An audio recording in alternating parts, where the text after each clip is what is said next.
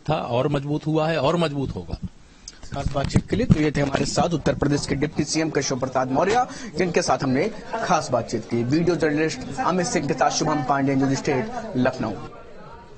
राजस्थान को लेकर बड़ी खबर आपको बता दें, मुख्यमंत्री अशोक गहलोत शाम राजभवन पहुंचेंगे, इस्तीफा अपना सौंपेंगे। तो बड़ी खबर आपको बता रहे हैं, तो सीएम अशोक गहलोत जाएंगे राजभवन। बताया जा रहा है कि शाम 5:30 बजे इस्तीफा देने राजभवन जाएंगे। राज्यपाल कलराज मिश्र को इस्तीफा सौंपेंगे सीएम अशोक गहलोत। जिस तरीके से बंपर जीत राजस्थान में बीजेपी की जो रुझान 113 सीट बीजेपी के खाते में जाती दिख रही, जबकि 71 पर कांग्रेस। और जो चुनावी लड़ाई रही है बेहद दिलचस्प राजस्थान की, और कहा जाता रहा कि वहां हर 5 साल बाद सरकार बदल जाती है। जो ट्रेंड रहा वो 5 साल सरकार बदलने का रहा, और इस बार भी ये ट्रेंड बरकरार रहा। और ऐसे में कहा जा रहा था कि इस ट्रेंड को अशोक गहलोत तोड़ देंगे, लेकिन ऐसा नहीं हो पाया।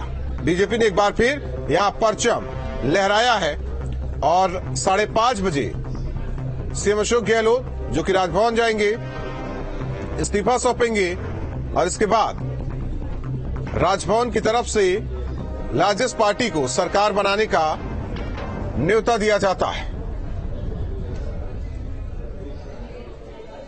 तो जिस तरीके से 3 राज्यों में बीजेपी की बंपर जीत की ओर पार्टी है, और मंत्री दानिश आजाद अंसारी से खास बातचीत हमारे सहयोगी ने की, सुनी। हमारे साथ मौजूद हैं इस वक्त उत्तर प्रदेश की सरकार में मंत्री दानिश आजाद अंसारी जी। कई राज्यों में प्रचंड बहुमत की तरफ भारतीय जनता पार्टी है, कैसे देखते हैं और क्या कहना चाहेंगे? देखिए, निश्चित तौर पे जो 5 राज्यों में विधानसभा चुनाव हुए, मैं सबसे पहले 5 राज्य की जनता को धन्यवाद भी ज्ञापित करता हूं। और जिस तरीके से आज परिणाम आ रहे हैं, भारतीय जनता पार्टी कई राज्यों में अपनी सरकार बना रही है, ये साफ और स्पष्ट बताता है कि आज हमारे आम जनमानस को हमारी भारतीय जनता पार्टी की नीति पे, हमारी मोदी सरकार की गारंटी पे पूरी तरीके से भरोसा है। 2024 को लेकर के इन परिणामों को कैसे देखें? देखिए, 2024 में निश्चित तौर पे देश का मत, देश का मन, देश का विश्वास, देश का साथ प्रधानमंत्री मोदी जी के साथ है। क्योंकि जिस तरीके से आज 2014 से लेकर अब तक मोदी जी ने देश की सेवा के लिए ईमानदारी और तत्परता से काम किया, पूरी ईमानदारी से हमने जो वादा किया जनता से, उस वादे पे खरे उतरने की नीयत से हमने काम किया, तो आज जनता को एक भरोसा है हमारी सरकार के काम पे, मोदी सरकार की नीयत पे। और 2024 में फिर से देश का मूड और मत यही है कि तीसरी बार देश में मोदी सरकार फिर से 2024 में बनेगी। ईवीएम पे भी फिर से सवाल उठने लगा है, कांग्रेस की तरफ से सवाल उठाया जा रहा है। देखिए, एक मजाक ये कांग्रेस पार्टी ने हमेशा करती है। जनता के मत के साथ उपहास करना ये कहीं से भी उचित नहीं है। जनता का मत को स्वीकार करना चाहिए, जनता के आदेश को स्वीकार करना चाहिए, उसके ऊपर उंगली नहीं उठानी चाहिए। आज आप हार गए तो आप ईवीएम पे उंगली उठा रहे हैं, कल तक आप यही जीत का एक दावा करते थे। ये साफ दर्शाता है कि कांग्रेस पार्टी और ये जो इंडिया अलायंस है, ये टोटल तरीके से फेलियर साबित हुई।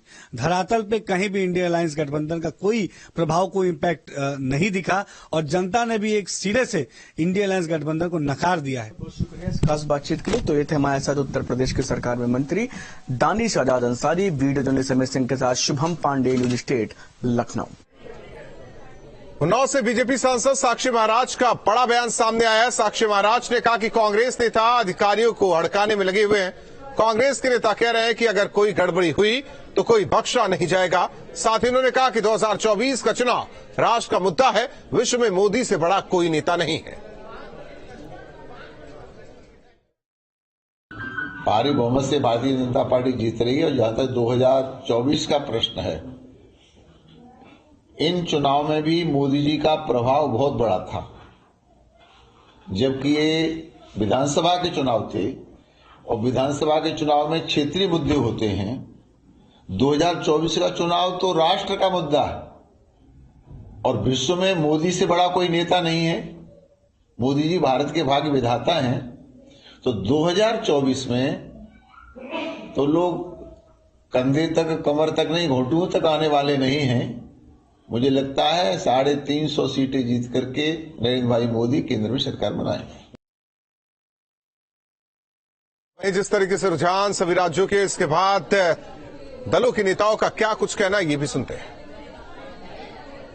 मैं आप सबको प्रणाम करता हूं और प्रधानमंत्री